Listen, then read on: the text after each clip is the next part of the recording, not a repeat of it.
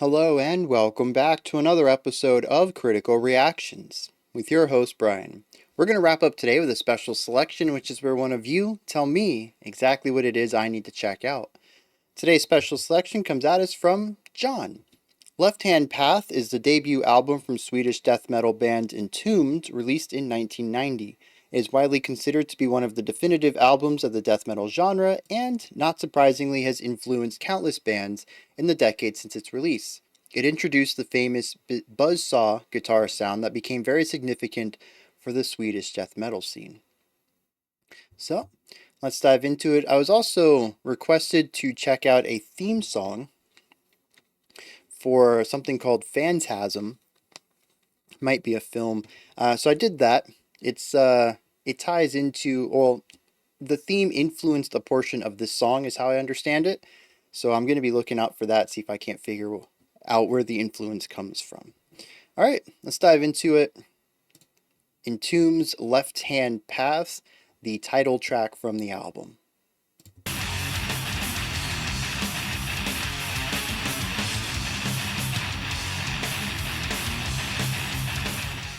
Oh, I was like, man, we just got right into that.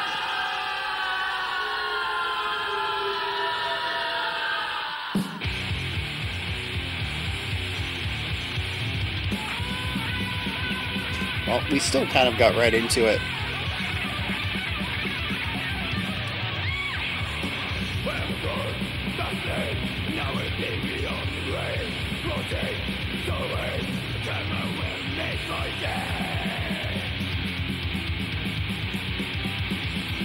Yeah, the guitar tone is thick. And so many of the notes are clustered within such a small range. Really difficult for me to make out. I think it's a lot of pedal note with rises up every once in a while.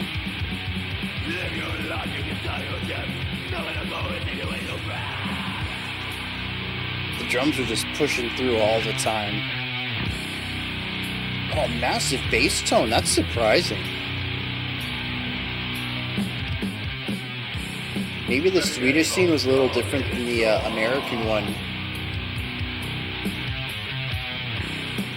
It's nice to hear a bass guitar in some early metal, though.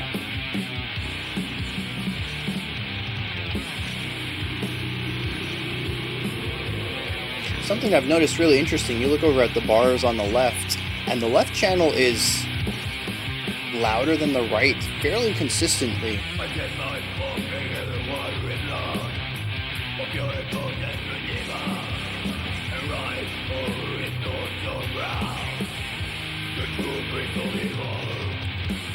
You know, it's almost like a halftime feel from our earlier section.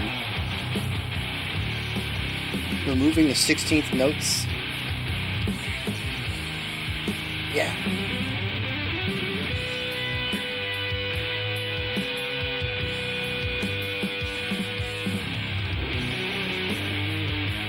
Very menacing.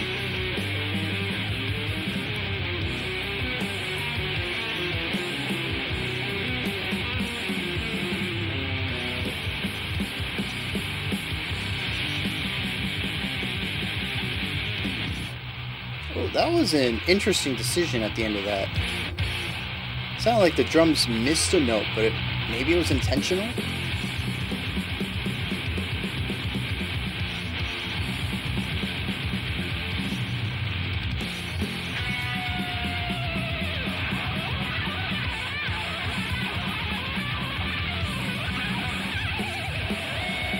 Interesting harmonic properties.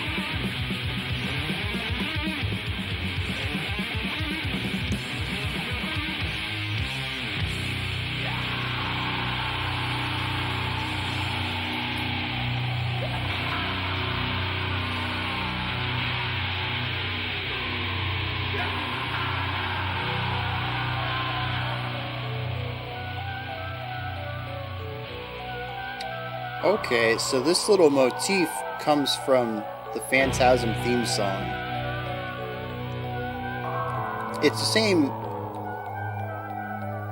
I think it's the same instrument too. It might have even been perfectly sampled.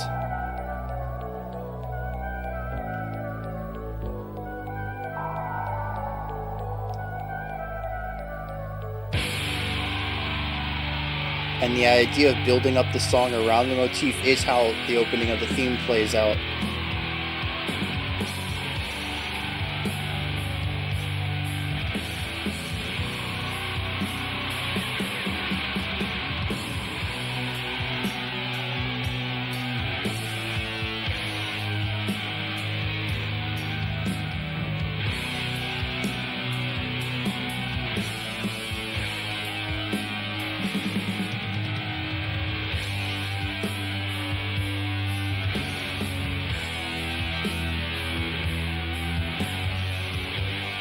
It's interesting to listen to the playing against the sample, though. At least from a rhythmic perspective.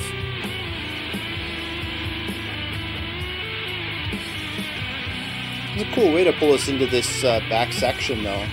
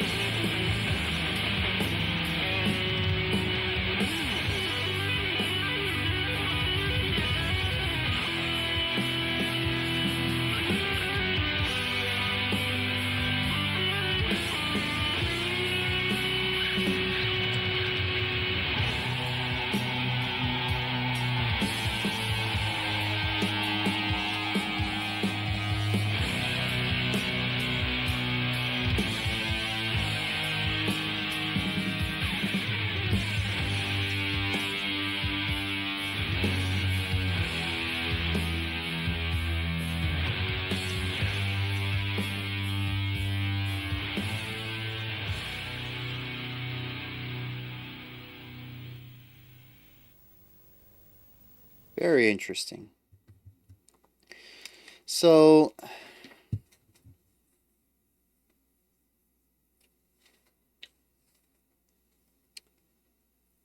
oh dang, that is. I don't mean to go off topic real quick, but there's a thumbnail. It has three guitars. One says sick, one says mid, one says overrated, and mid looks like it's Kirk Hammett maybe, and overrated I think is Zach Wild. It has the black and white circle guitar. I don't know who's sick, but I mean that's some straight up uh, uh what are they, clickbait thumbnail? Um, anyways, this is interesting because as far as I'm concerned, I come at this as a historic track, one that I've been explained the historical component to what the band was at the time, what they influenced, how they were a core element of pushing the genre of metal forward.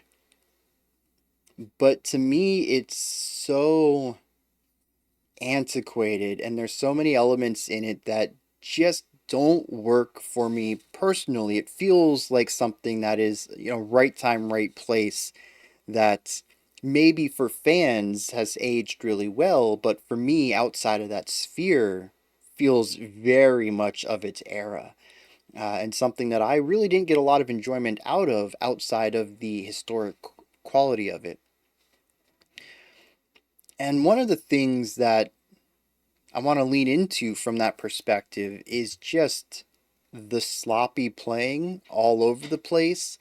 I mentioned one of the drum fills I felt had a beat dropped out of it. Just, completely missed the drum entirely. The rest of the band put an accent on something. The drummer was doing these constant eighth notes and then just didn't play one. And it felt like they just straight up missed that note. When we look at things rhythmically, there is a lot of stuff where the whole band is playing straight eighth notes or straight 16th notes, and they're just so far out of time with each other. That's why I said it was really interesting to listen to the sample, which is a perfect metronome behind them that they slip in and out of time with. To me, it sounds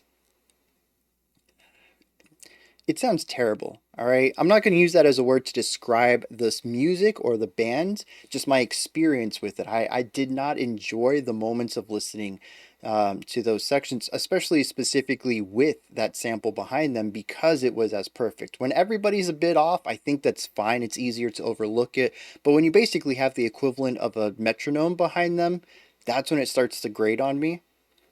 I don't want to say that the music is terrible. It reached a lot of people, and I'm sure there's a lot of people who enjoy the sloppiness of it. I have seen way too many comments that say that pure perfection takes away from music, in their opinion, to think that this is a bad way of making it, but it is 100% not for me, and I did not enjoy myself listening to it.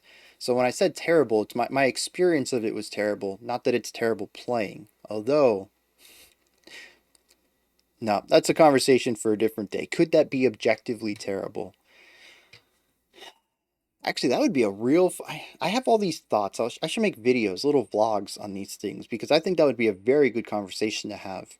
Is sloppy playing objectively terrible? I think people will be surprised with what I have to say about that. Um, so yeah, the playing is a bit sloppy, but even the composition is a bit rough around the edges. It feels like trying to figure out what metal could be or is in the 90s. 80s heavy metal was very different from what bands were doing right here. It's built off of similar principles for sure, but so much tamer. and uh, and so from my perspective, growing up and listening to some of older relatives talk about metal, and we had. I don't think I was alive for it, but there's also the whole metal scare, which I think was more about heavy metal. Um, yeah, I think that was the 80s, wasn't it? The heavy metal scare in the U.S. Converting our children and next generation to Satanists. um, but a lot of people dismissed metal for just being noise, and when I hear this, I can understand where they're coming from. Compared to proper music like classical or even some of the pop from the 50s and 60s and sort of just pop music in general, but even the more mainstream areas of jazz, like funk and swing and big band, when you look at the performance of this, it is very sloppy in the performance of it rhythmically. So it's not as tight as music traditionally was. It's also not as harmonically sound. I'm going to touch on this later, but I think it's really interesting the notes that they choose to utilize specifically in their solos. I have a whole content. I have a whole section about the solos that I want to talk about. But also when we look at flow of the solos too, but of the sections, how the song moves between ideas and when it chooses to move between ideas and what ideas it goes to, it's also kind of rough. I had a real tough time finding a flow to this song. It sort of just did things when it wanted to. And even there at the beginning, it took me some time to attune my ears to the sound of their guitars, which I'm sure people who never listen to any metal would have not been able to do within a single song. And even for me, I don't know that I fully attuned to it. The first riff that we heard still just sounded like a bunch of pedal tone to me, one note. And a lot of it was because the compression, distortion, all the stuff that, their buzzsaw guitar tone that they created covers up a lot of the nuance that I typically listen for to discern pitch. But then their pitches that they were choosing were also all in a lower range and all in the same little pocket of range. So there's just not a lot of movement to it either. And it was very difficult for me to hear anything other than distorted low guitar tones. And yeah, in a way, one of the first things I thought of when I was listening to that opening riff, I was like, dang, this is just noise. And that's what kind of put me into this mindset. People who weren't familiar with metal at all listen to some of this stuff and they're like, it's just noise, it's sloppy, it doesn't make any sense. I can see where people came to the idea that metal was just garbage noise. I think it's a shame that a lot of people ended up stopping there, but this isn't the first time I've listened to a track from earlier metal, 80s and, well, 80s, like I said, 80s still feels very tame to me, but specifically the 90s scene where metal became really aggressive in my mind. Um, Although I suppose death metal also predates that just a hair, and we did have thrash metal, which was pretty aggressive. Yeah, okay, so just metal in general, earlier metal. It's it was a blossoming genre of music, right? It had a lot of ways to go before it would reach any sort of mainstream appeal, and I think a lot of that comes down to what was being played and how. And it's songs like this that if I had heard this when I was younger, I probably would have dismissed it as just noise. There's nothing to it. There's nothing that makes sense in it. It's just chaos. And, I might have said maybe people like that. I might have tried to come to some appreciation, but I don't think I would have come to an understanding of it. And it is because there's just a lot of really bizarre choices in here, which I often wonder if that is a part of the fact that a lot of metal musicians were teenagers. We checked out Emperor last week, and a lot of people are, touting this as like a big benefit of it, that most of the band members were like 16 and 17 when they wrote I Am the Black Wizards. And like, yeah, that's kind of cool, but to me it also feels like a song written by a bunch of teenagers, just like this does, for better or worse. I think this is a whole discussion I want to have one day about who decided what metal was, what age range they tended to be in, and how that developed the genre as a whole over time. Because I find that to be a really impressive aspect about metal that you really don't see in other genres that tend to be controlled by people on the older side of the spectrum. They tend to move slower as well. Metal has evolved rapidly. I feel like this video is less about Entombed right now and more about metal in general. So I want to get this back on track. Um, the guitar solos. I mentioned that they're harmonically interesting.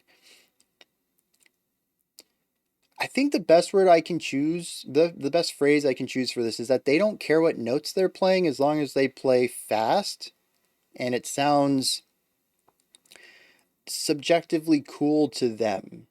That is to say that the solos rarely meant anything to me. I had a real tough time connecting with what they were doing, what they were saying, and the notes they chose. It's intriguing from one level. There's a part of me that says, "Hey, I want to dig into the chord theory behind the solos in this track and figure out what exactly we're doing," because it felt like we were switching keys and modes in the middle of bars constantly. Every couple of notes, we went to a brand new mode, and this is because there is no concept of sticking within a single group of notes here. I don't know if this is accurate, but my interpretation of the solos here, of the guitarists playing the solos, is that they are untrained musicians, at least from a classical perspective. They're self-trained, I suppose we could have another term for that, with no understanding of harmonic quality and simply just played whatever note they want. They might not have been able to even name the notes on their guitar. They just played whatever fret they wanted to on whatever string. And sometimes I think that came out in interesting ways, and other times it felt like bumbling around on a guitar. In the end, it worked, right? I mean, they played shows, they had a fan base, they kicked off a huge movement in the Swedish metal scene, especially with the adaptation of their guitar tone, the buzzsaw sound. I'm curious how many bands are influenced by their writing style. because it's very eclectic. In fact, as I mentioned, if I were to jot this down onto paper, it would probably be something that shares more in common with free jazz than the heavy metal that came before it.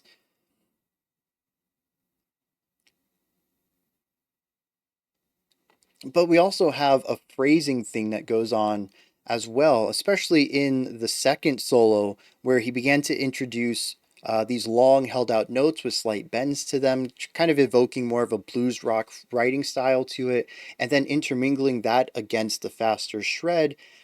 When he moved between these two ideas, never really quite made sense to me. It always seemed like he would bend a note, and instead of allowing it to resolve to anything, he would just start shredding from it.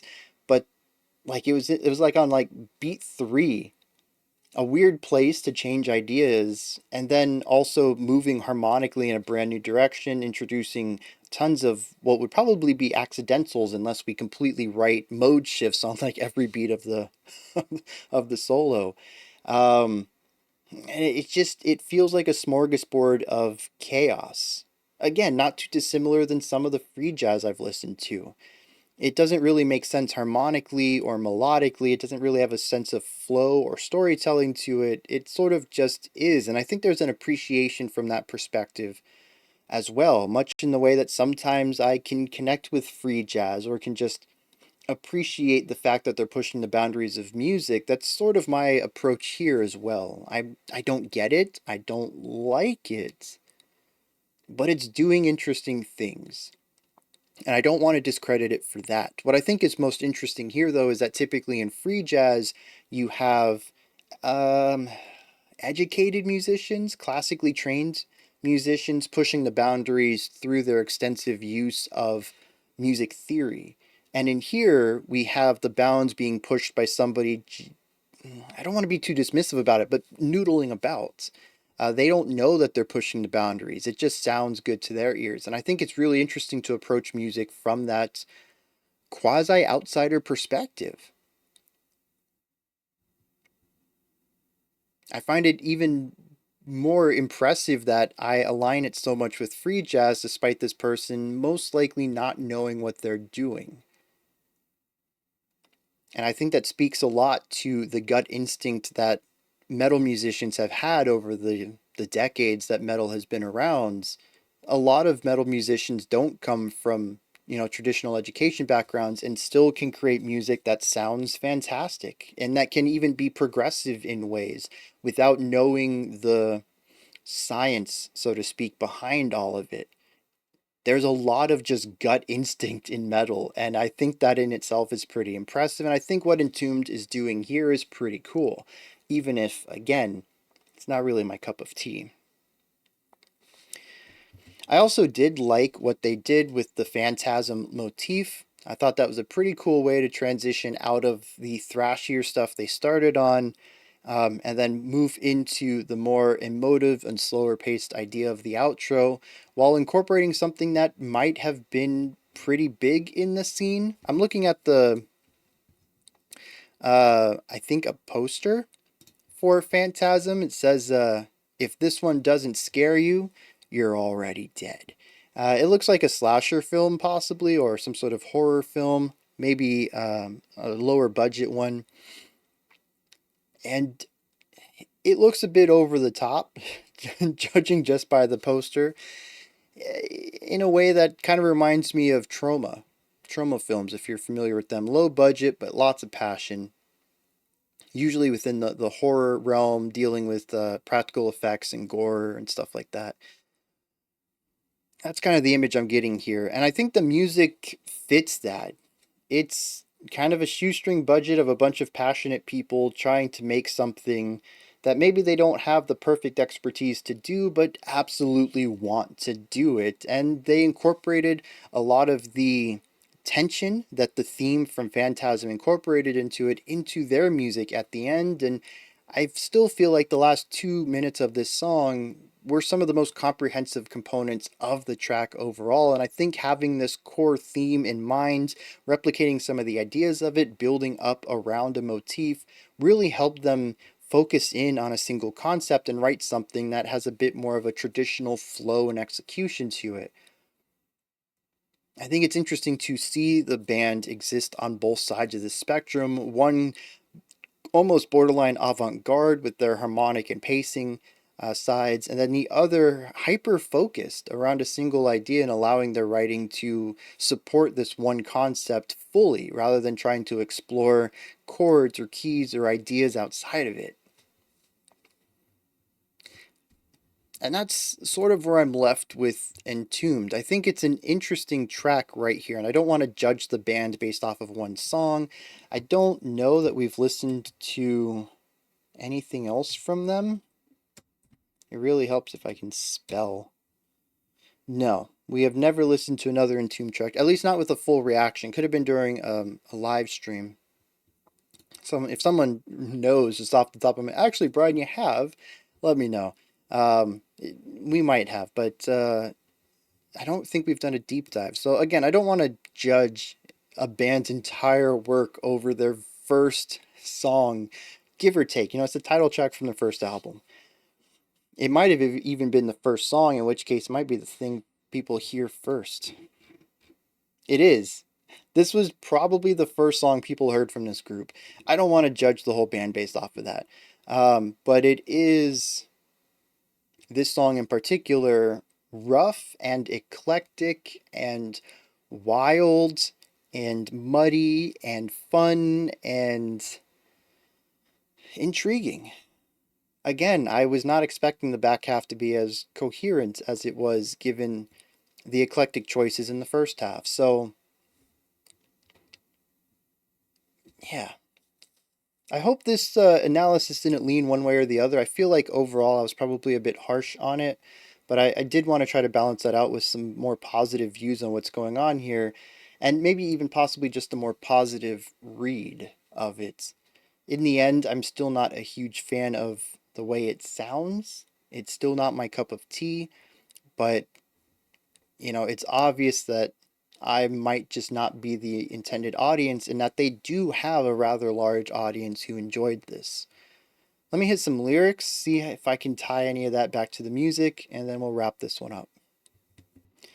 Alrighty, so the track starts off with the lyrics, "I am my own God." And I think this idea of I'm going to do what I want to do, I'm capable of doing whatever I want to do, lines up really well with the avant-garde esoteric composition that goes on in here. I don't know if that was intentional. I'm just going to read it as such, that a majority of the lines here are about doing what you want to do, making your own way through life. And I think deciding to go down your own path musically lines up with that too well for me to think it was an accident.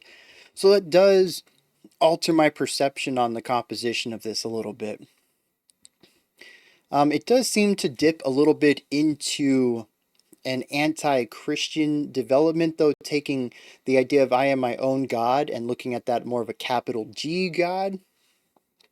It says, "No one will take my soul away. I carry my own will and make my day." Um, and then there's a stanza here that dips into an interesting, more flowery type of vocabulary that doesn't fit with everything else. I'm glad we have an annotation for this that says it's a quote from the Satanic Bible of Anton LaVey. So it's nice to see where that diversion comes from. And we end the track with, "What man's created, man can destroy, bring to light that day of joy." Seeing that this song takes a mild anti-religious viewpoint, it seems to say that since man created religion, that can also destroy religion, and we can live a brighter life in a post-religious world. Which I'm glad to see that the annotation also solidifies this. We're on the same page with that. Although here's something interesting that I completely forgot about. I talked about a little bit ago with how the back half of the song fits with traditional composition a little bit better. It feels focused, like it has an idea at mind, less chaotic. And it says that the song breaks into a synth interlude, the theme from 1979 film Phantasm, followed by a soaring guitar solo showing how the narrator's anger has subsided due to his faith in himself. The destruction of that which creates anger within him has led to something a bit more peaceful, and the song reining in and becoming more focused and refined is an allusion towards that inner peace. And see, this also gives me a bit of a better perspective on it. While the song is still not something I enjoyed listening to, I see an artistic purpose for all of the esoteric decisions within it. And from that perspective, I appreciate it a lot more than I did initially, which was primarily from a historic standpoint, not from a timeless work of art standpoint. But I am starting to see that here, and it makes me want to dig into more. If the end of the song is purposefully more refined, more restrained, let me put it that way, in a way to deliver elements of the lyrics, it shows that the ending wasn't an accident. It also shows that the chaos of the beginning wasn't an accident either. It was representing the anger and chaos in this person's life. So if neither sides of these are accidents and they're both intentional, then the band can write in both styles, and it makes me think that even on this album, Entombed might have some songs that work better for me as they write tracks that are more of a traditional style of writing, moving away from that avant-garde element that makes up a majority of this track.